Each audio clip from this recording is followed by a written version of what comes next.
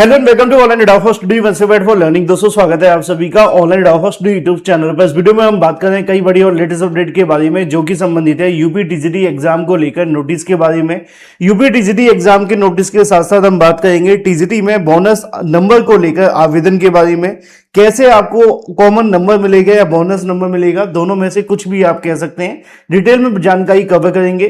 कुल अगर बात की जाए तो 30 से 35 प्रश्नों को लेकर यहाँ पे जो आपत्ति है वो देखने के लिए मिल रही है और इसके बारे में जो आप सभी के लिए जानकारी है, किस तरीके से आपको मिलेगा, क्या क्या आपको करना पड़ेगा, सारी की सारी जानकारी इस डिटेल वीडियो में हम कवर करेंगे और ऑथेंटिक जानकारी ही कवर करेंगे, जिससे कि जो भी अभ्यर्थी टीजीटी की परीक्षा देने के बाद से क्वेश्चंस को लेकर परेशान है उन पर अपना काम शुरू कर सके। चैनल को सब्सक्राइब करके बेल आइकन को दबा लेना, वीडियो को लाइक कर देना, जिससे कि आपको रियल ऑथेंटिक जानकारियों के notification online Adobe study YouTube channel के माध्यम से मिलते रहेंगे। सीधे शुरुआत करते हैं मुद्दे की और बड़ी अपडेट के साथ जो कि संबंधित है टीजीटी को लेकर बोनस नंबर के बारे में। देखो, बोनस नंबर या कॉमन नंबर दोनों ही एक तरीके से आप सभी के लिए कहा जा सकता है कि एक जैसे ही शब्द है, इसमें आपको कंफ्यूज होने की बिल्कुल भी आवश्यकता नहीं है। और ये जो आपको बोनस नंबर या कॉमन नंबर मिलता है वो कोई अलग से आपको नहीं दिया जाता है, आपके ही द्वारा दिए गए क्वेश्चंस के आंसर्स को ध्यान में रख करके दिया जाता है।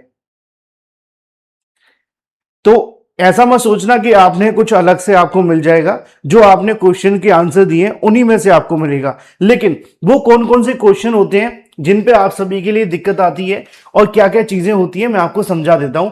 इसके बारे में उत्तर प्रदेश शिक्षा सेवा चयन आयोग ने इसको लेकर ऑफिशियल नोटिस भी जारी कर दिया है। अब देखो, मैं आपको डिटेल में समझाता हूं एक एक करके। आपने टीजीटी का परीक्षा दी, ठीक है, चाहे आपका पेपर 3 तारीख को था, 4 तारीख को था, सुबह था, शाम को था, कोई फर्क नहीं पड़ता। आपका पेपर होने के बाद सबसे बड़ी जो चीज आपको देखने के लिए मिलती है वो है कि आपके पेपर में पूछे गए उन सभी प्रश्नों के अंदर आपको जितने भी क्वेश्चन पर नंबर मिले हैं, या मान लो कि जितने भी क्वेश्चन आपके सही हो रहे हैं। फॉर एग्जांपल, मान लो कि आप जब पेपर देकर के आए थे तो आपके 90 क्वेश्चन सही हो रहे थे, है ना।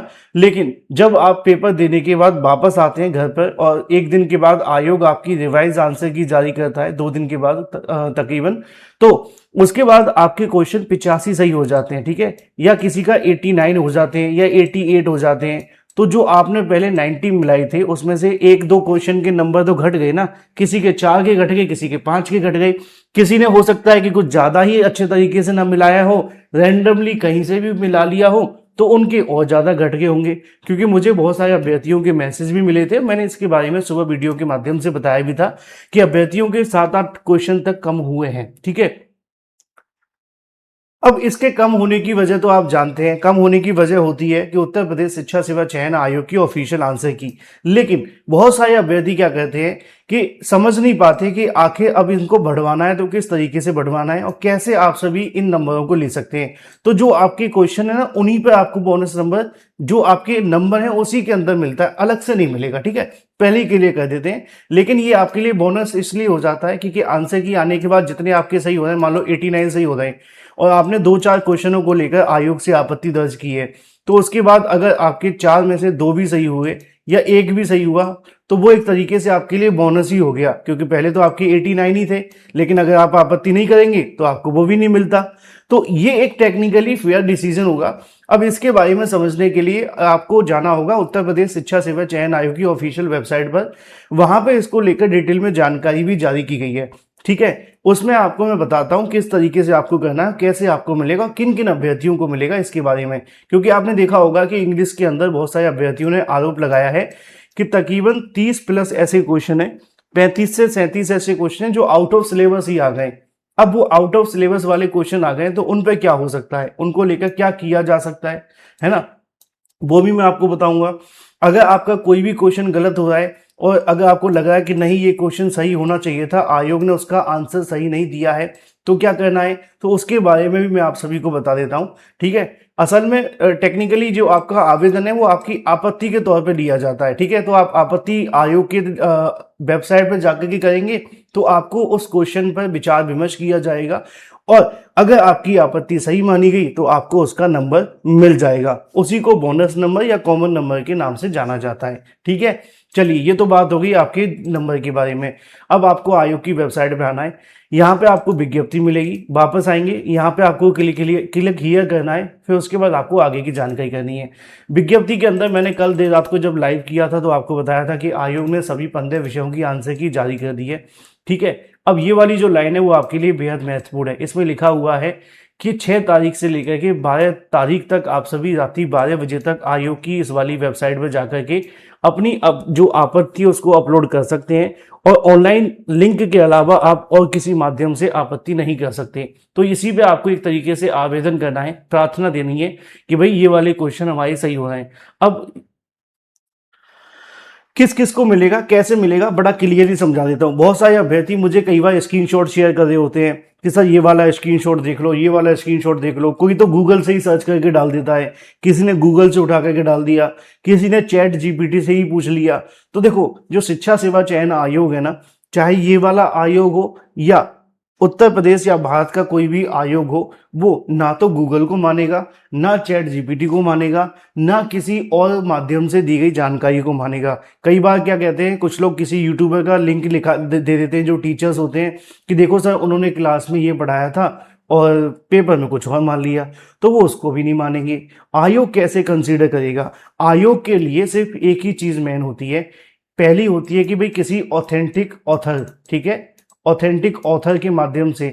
अब जैसे कि मान लो मैथ में किसी को कोई दिक्कत आ रही है ना, तो आयस अग्रवाल की आप कोई प्रूफ लगा दें तो उसको कंसीडर किया जा सकता है। फिजिक्स में किसी को दिक्कत आती है तो एच सी वर्मा का प्रूफ लगा सकते हैं, है ना।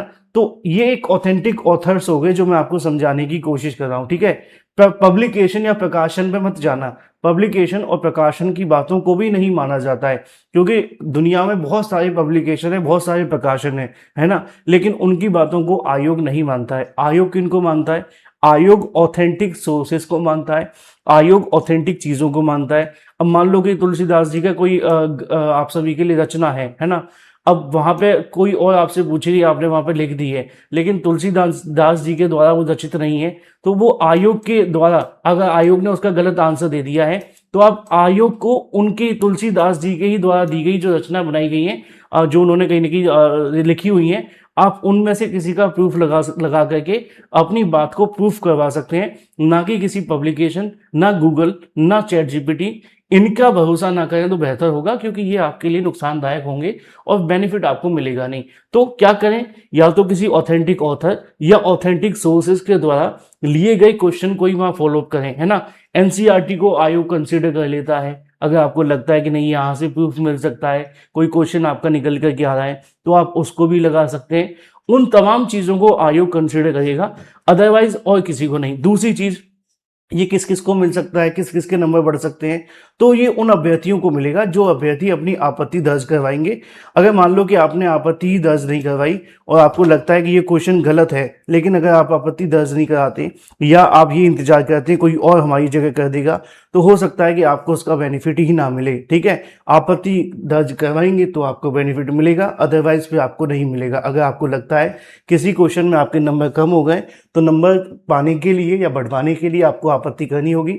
आपत्ति का तरीका मैं आपको बता चुका हूँ। आयोग की ऑफिशियल वेबसाइट पे जाना है, रोल नंबर डालना है, डेट ऑफ बर्थ डालनी है, लॉगिन करके आपको सर्च कर लेना है। जो भी चीज़ें आपके सामने आएंगी, फिर आप अपनी ऑथेंटिक चीज़ें अपलोड करेंगे, फिर आयोग उस पर विचार करने के बाद रिवाइज आंसर की जारी करेगा। अगर आपकी बात कंसिडर की तो आपके नंबर बढ़ जाएंगे, ठीक है। Thank you for watching this video.